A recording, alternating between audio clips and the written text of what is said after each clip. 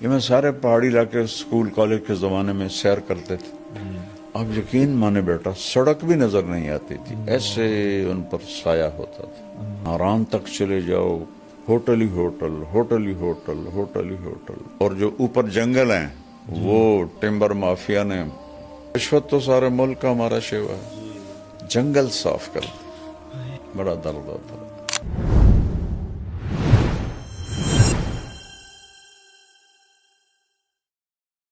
کہہ رہے مولانا صاحب آپ کے بہت چاہنے والے ہیں، پاکستان میں ہزاروں مساجد ہیں، بلکہ اگر لاکھوں بھی کہا جائے تو مبالغہ نہیں ہوگا. تو اگر آپ ان سے گزارش کریں اپنے انداز میں کہ اگر ہر مسجد اس کا اہتمام کرے کہ اپنے ارد گرد درخت لگائے تو ہم بہت بڑی خیر میں اپنا حصہ ڈال سکتے ہیں.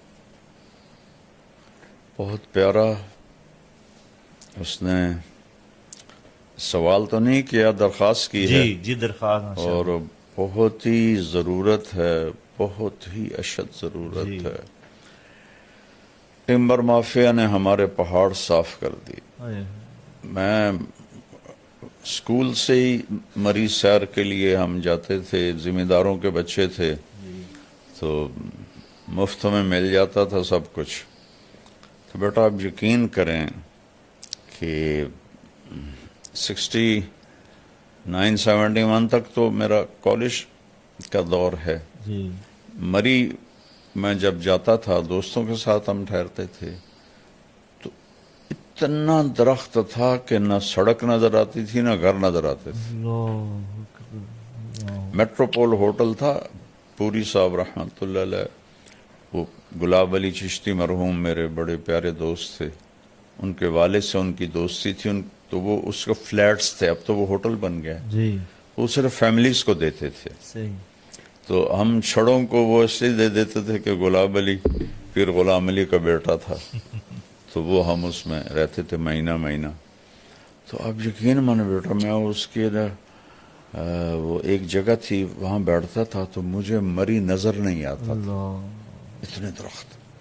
اور اب ننگا ہوا پڑا ہے سارا. تو پیسے کی ہوس نے اپنے ہی ملک کا دشمن بنا دیا. درخت تو اللہ کی نعمت ہے. پہلے گھروں میں لگانا شروع کریں، جو کرا نا مسجد میں، جی پہلے گھروں میں لگائیں. بے شک. ایک بات بتاتا ہوں، مولانا درخواستی صاحب رحمۃ اللہ علیہ آئے تھے ہمارے گاؤں، بہت پرانے، میں اس وقت 8ویں 9ویں میں پڑھتا تھا. جی تو میں ان کو کوئی 15 سال بعد ملا. جی بہاولپور میں بیمار تھے. میں نے کہا جی آپ ہمارے گاؤں آئے تھے.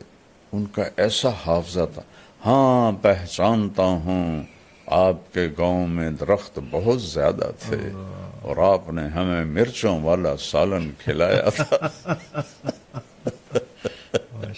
ہمارے بڑوں نے تو گاؤں کو ایسے کر دیا تھا کہ رئیس آباد نظر نہیں آتا تھا.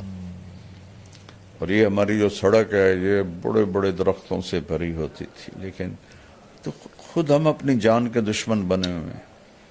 تو میں اس بچے کا شکر گزار ہوں اور اس کے ذریعے سے پوری قوم سے کہتا ہوں درخت اگاؤ، درخت اگاؤ، درخت اگاؤ.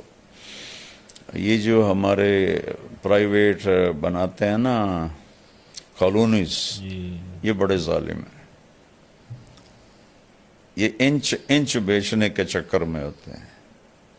ان کو یہ نہیں ہوتا کہ کوئی سبزہ، کوئی گراؤنڈ،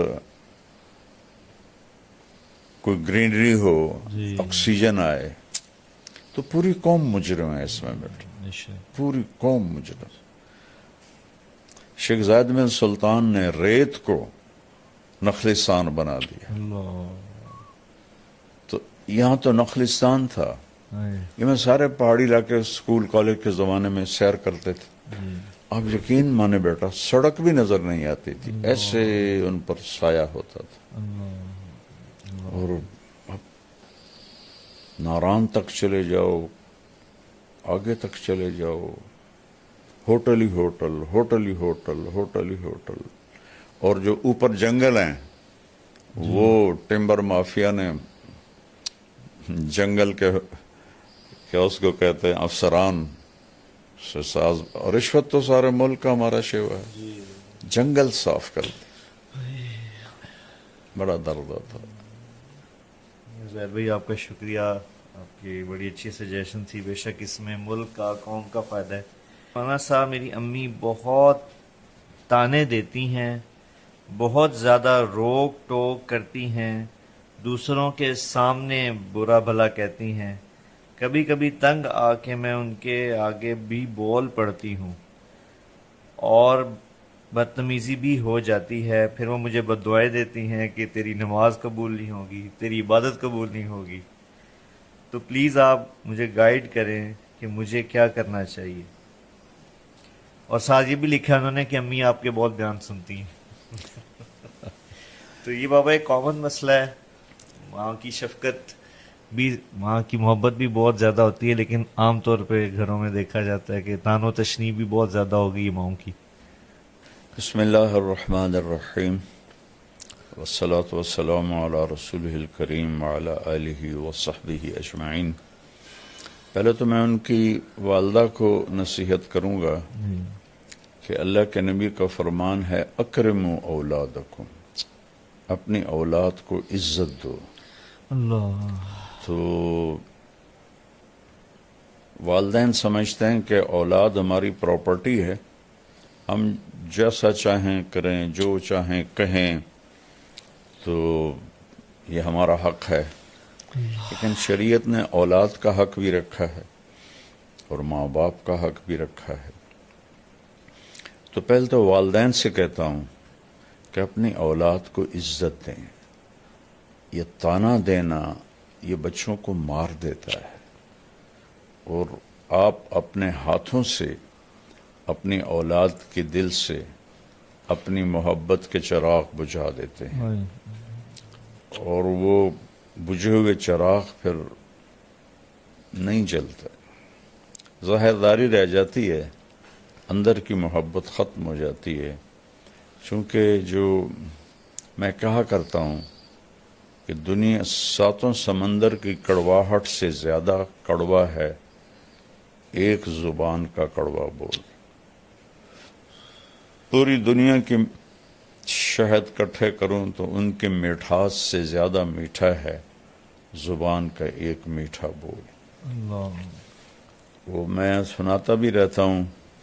میں گزر رہا تھا ایک جگہ سے، تو بس کے پیچھے تو فضول لکھے ہوتے ہیں، جی جی. لیکن ایک بس کے پیچھے لکھا ہوا تھا موٹا سارا دل برائے فروخت. ایسے دل آگے برائے فروخت، دل کے نیچے لکھا تھا قیمت، اور برائے فروخت کے نیچے لکھا تھا ایک میٹھا بول. سبحان اللہ. تو یہ میٹھے بول میں جادو ہے.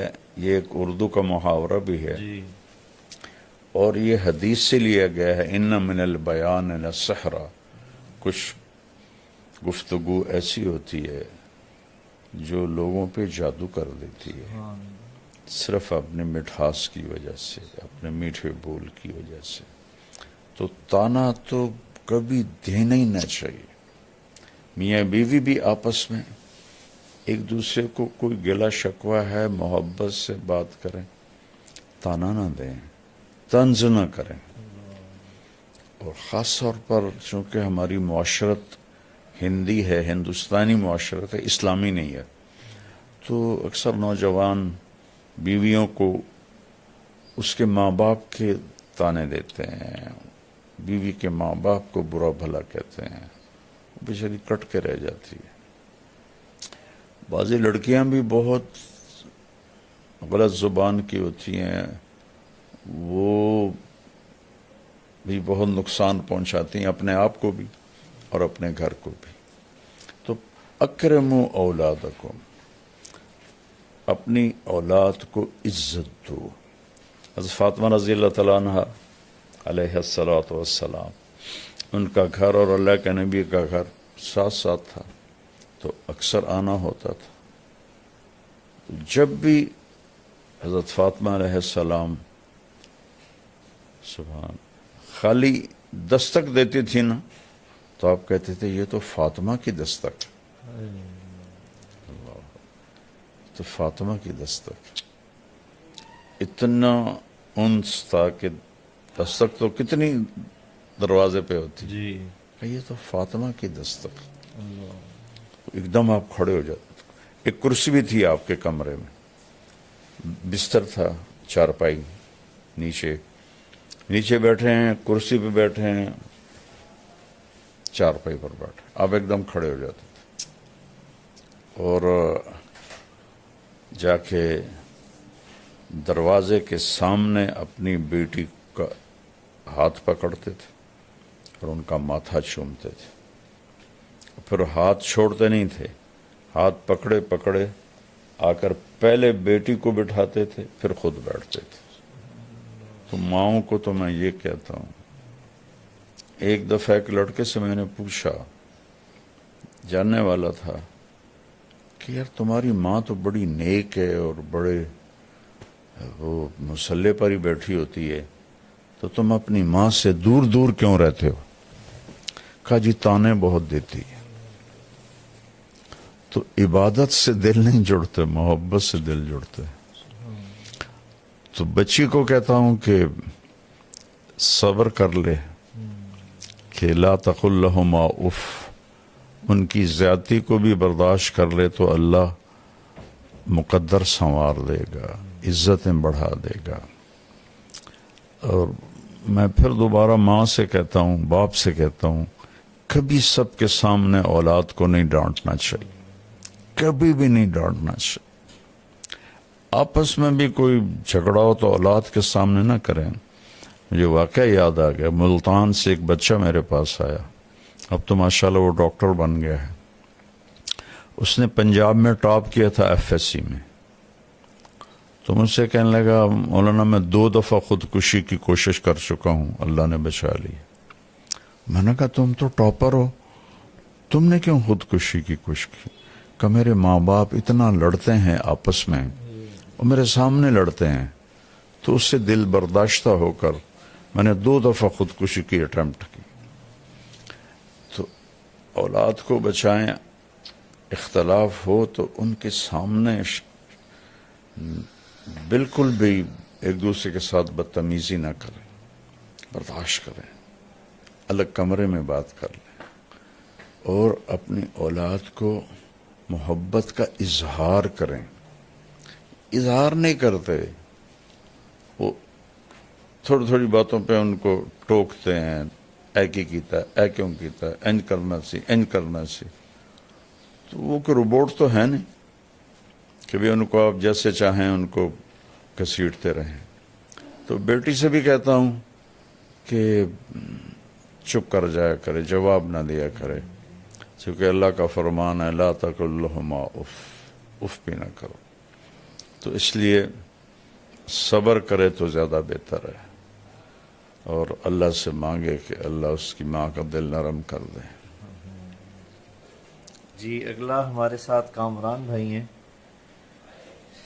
یہ کہتے ہیں کہ جی میری درخواست ہے کہ آپ ماشاءاللہ آپ کی جو نصیحت بیانات ہم بہت شوق سے سنتے ہیں، لیکن ایک بڑا اچھا ان کی سجیشن بھی ہے اور گزارش بھی فرما رہے ہیں کہ مولانا آپ کوئی اسپیشل بچوں کے لیے ایسی اصلاحی بیان کریں جس میں آپ آج کی نسل کے مطابق اردو بولیں. گویا کہ ان کا اشارہ جنزی کی طرف ہے. جی میری اردو تو بڑی سادہ ہوتی ہے. لیکن بابا میں ان کی سجیشن سے اتفاق کرتا ہوں اچھا، کہ واقعی آج کے جو ہمارے بچے ہیں وہ ان کو آپ جب اردو کا مطلب سمجھانا ہوتا ہے تو انگلش کا سہارا لینا پڑتا ہے.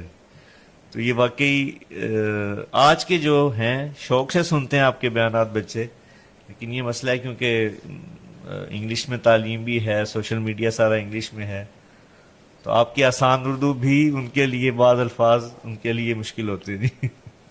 میں تو بیٹا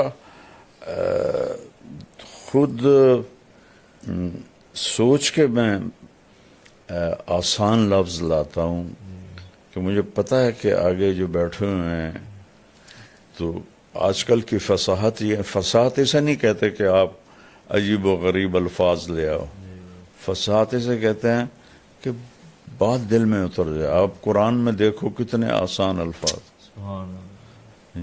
یعنی جس کو ہم کہتے ہیں نا ربائی مزید فی، یعنی 4 حرفوں سے جو لفظ بنے وہ قرآن میں چند ہیں، سارے 3 لفظوں سے بنے، جس کو ہم مجرد کہتے ہیں، ثلاثی مجرد.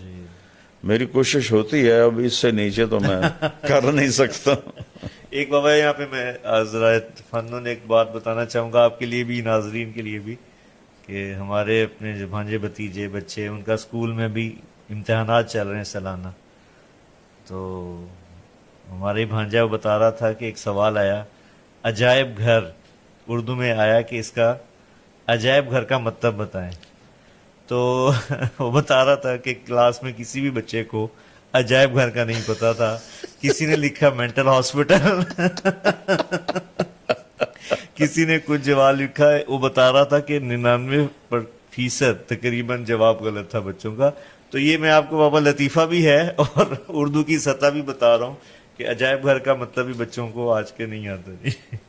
یہ تو ہمارے بیٹے پالیسی بنانے والوں کا ظلم ہے جی جی کہ بھلا کبھی کوئی قوم پرائی زبان پہ بھی ترقی کرتی ہے. یہ غلامی ہے، انڈیا، پاکستان، بنگلہ دیش، یہ سب غلامی سے نہیں نکلا. آج تک ہمارے عدالتوں کی لینگویج انگریزی ہے.